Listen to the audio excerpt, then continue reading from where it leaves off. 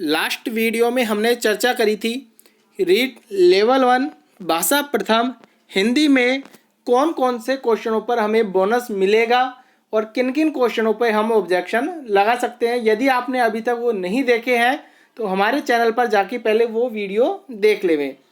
आज की वीडियो में हम बात करने वाले हैं रीड L1 में कौन कौन से साइकोलॉजी के जो क्वेश्चन हैं उन पे हमें बोनस मिल सकता है या कौन से क्वेश्चन ऐसे हैं जो डाउटफुल हैं और उनका राइट आंसर क्या होने वाला है। प्रूफ के साथ हम ये बात करने वाले हैं सब। तो देखिए, सबसे पहला जो क्वेश्चन है कि शिक्षण की खेलकूद विधि किस सिद्धांत पर आधारित है। तो यह जो क्वेश्चन है प्रीवियस एग्जामों में पूछा गया है यूपी टेट 2014 में पर्यावरण शिक्षण के अंतर्गत। अब उसमें क्या आंसर बताया गया है उसकी चर्चा करेंगे और साथ ही कोचिंग के द्वारा क्या बताया गया है। तो देखिए, कोचिंगों के द्वारा अधिकांशतः इसका आंसर वृद्धि और विकास का सिद्धांत बताया गया है, जो कि सही नहीं है। क्यों सही नहीं है?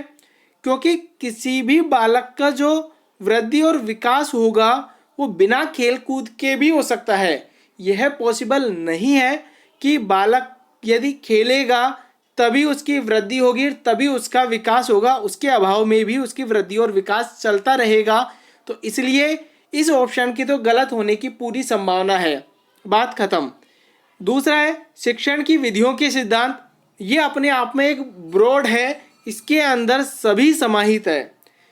सी ऑप्शन है शिक्षण का समाजशास्त्रीय सिद्धांत।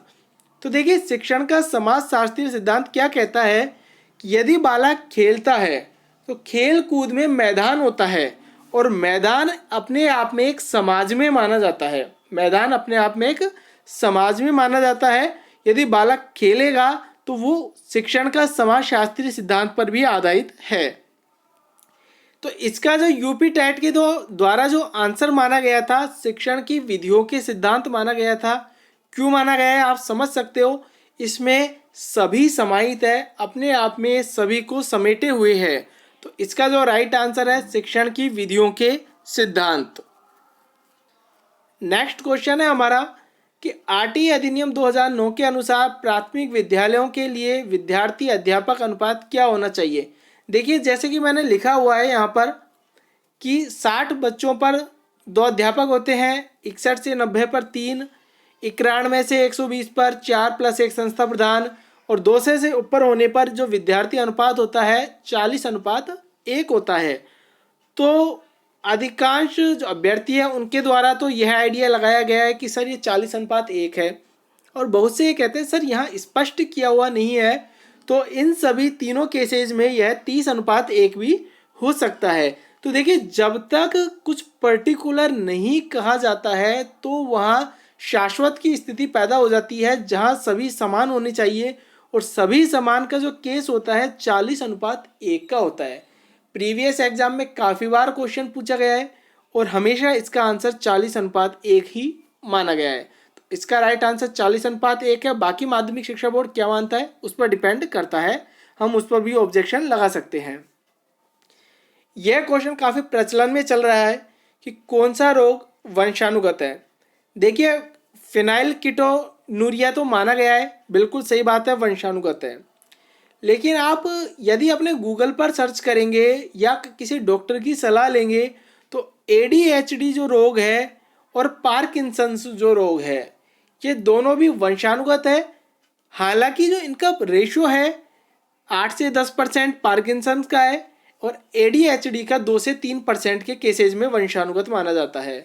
तो यदि चारों ऑप्शन की यदि तुलना करके पूछा जाए कि कौन सा ज़्यादा है, जब तो फिनाइलकीटोनुरिया है। यदि हम ऑब्जेक्शन की यदि बात करते हैं तो ऑब्जेक्शन हम इस क्वेश्चन पर लगा सकते हैं यदि आपका गलत हो रहा है तो, क्योंकि ADHD और पार्किंसंस भी वंशानुगत रोग होते हैं, बिल्कुल होते हैं। एक क्वेश्चन यह है कि निम्नलिखित में से कौन सी प्रक्रिया बाल्यावस्था के दौरान सीखने से संबंधित नहीं है। तो देखिए, पूर्व अनुभव बिल्कुल बाल्यावस्था में सीखता है बालक, प्रतिबिंब सीखता है, कल्पना सीखता है। अब बच्चों के द्वारा ये तर्क दिया जा रहा है कि सर इसका प्रतिबिंब भी आंसर हो सकता है, कल्पना भी हो सकता है। तो देखिए, मैं आपको स्पष्ट कर देता हूँ सबसे पहले कि इसका जो राइट आंसर है वह तो है तर्क। अब क्यों है उसके बारे में बता देता हूँ इंग्लिश में आप देखिए तर्क को हम बोल रहे हैं आर्ग्यूमेंट, जबकि बाल्यावस्था में बालक आर्ग्यूमेंट किसी से नहीं कर सकता।